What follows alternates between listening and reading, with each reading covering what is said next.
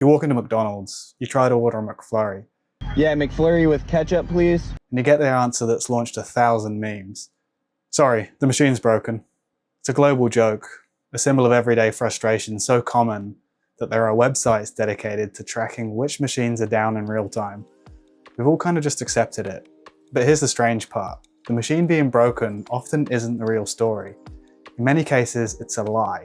A simple lie hiding a multi-million-dollar war over software, secret codes, and who's actually allowed to fix a machine you supposedly own. This isn't really a story about ice cream. It's a story about control and a tiny startup that built a device to solve the problem, only to find themselves in the crosshairs of one of the biggest corporations on Earth. So why are these machines always down? The official reason is the complexity. Common models like the Taylor C602 and the C709 aren't just freezers. They're a sensitive piece of equipment that have to keep dairy mixed at a precise temperature to be safe, and to do that they run a mandatory lengthy heat treatment cycle to kill bacteria, a process that takes about 4 hours. The cleaning cycle is where everything tends to go wrong. If the mix level is too low, the temperature is slightly off, or part of it isn't perfectly aligned, the cycle fails. But it doesn't just say the hopper needs more mix, it spits out a cryptic error code that most employees can't decipher. The machine locks itself, and the only way to get it running is to call an authorized and very expensive Taylor service technician. Franchisees were stuck. They owned a machine sometimes reported to cost in the midst of $18,000 that they weren't allowed to understand.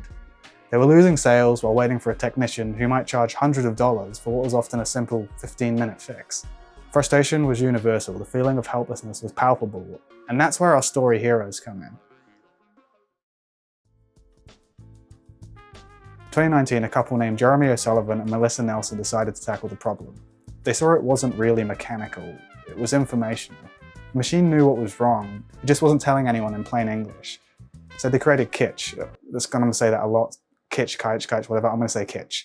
Okay? Kytch was a small, elegant device, a little box that plugged into the Taylor machine. It was essentially a translator for a machine that only spoke in riddles. It intercepted the cryptic error codes and sent a simple message to the owner's phone like, hey, add more mix to the hopper, or hey, the machine's temperature is incorrect.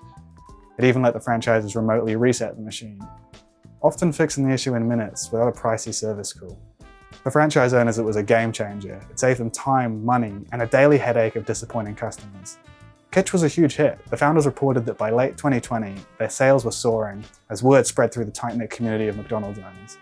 They were the Davids who had built the perfect slingshot to take on a Goliath of engineered frustration. But Goliath was watching. In November 2020, the hammer fell. McDonald's corporate sent an email to all franchisees warning them to immediately stop using Kytch. The email claimed that the device was not only unauthorized, but it was dangerous and could cause serious human injury. It was a death sentence for Kytch. Sales evaporated overnight. The thing is, Kytch alleged in their lawsuit that the safety claim was a fabrication. The device had been certified as safe by independent labs, and they argued that the specific injury McDonald's warned about was physically impossible due to the own machine's inbuilt safety features. So why would McDonald's and Taylor, the machine's manufacturer, want to kill a device that made the franchisees happier and more profitable? That's where the story gets darker. Kytch fired back with a massive lawsuit seeking around $900 million in damage from McDonald's and Taylor, alleging a coordinated attack. They claimed that Taylor had secretly gotten their hands on a Kytch device to reverse engineer them and build their own version. In the lawsuit, Kytch argued that the safety warning was a lie, designed simply to clear the field of competition. Discovery documents later revealed internal emails which Kytch presented as evidence where executives discussed the need to slow up the franchise community on Kytch's solution. It's a story of how a simple fix can threaten a powerful system. I find stories like this all the time, hidden in plain sight. If you think it's important to bring these kind of secrets to light, please take a second to hit subscribe. It helps me keep digging. To understand the real motive, you just have to follow the money. And the money leads right back to Taylor. Their business model wasn't just about selling expensive ice cream machines. Some reports claim it's also about selling the exclusive and highly lucrative repair contracts that come with them. Think of it like the razor and blade model.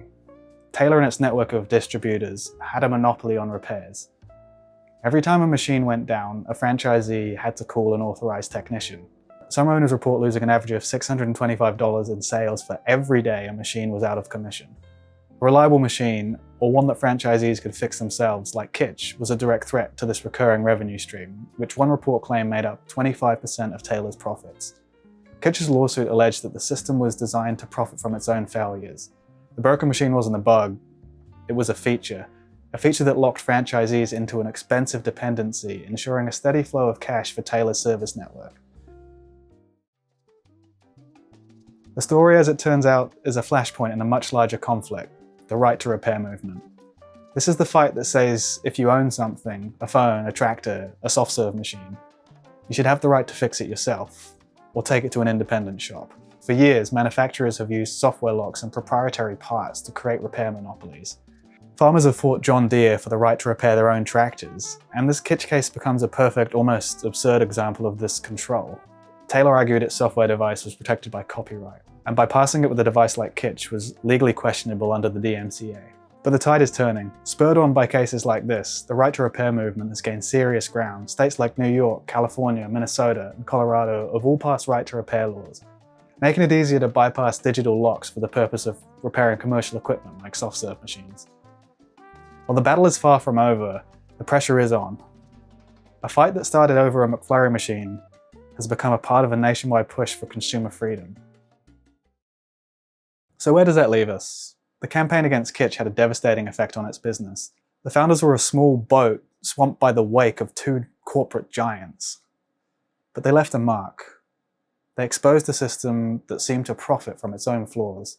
They became an unwilling poster child for a movement that fundamentally is changing our relationship with the technology we own. So the next time you walk into a McDonald's and hear those familiar, frustrating words, "The machine is broken," you know the truth. It might be broken, but it's not just a technical failure. It's a sound of a closed system. It's the result of a secret war fought over code and control. And it's a reminder that sometimes the biggest battles are hidden in the most ordinary things. Even a simple dessert machine.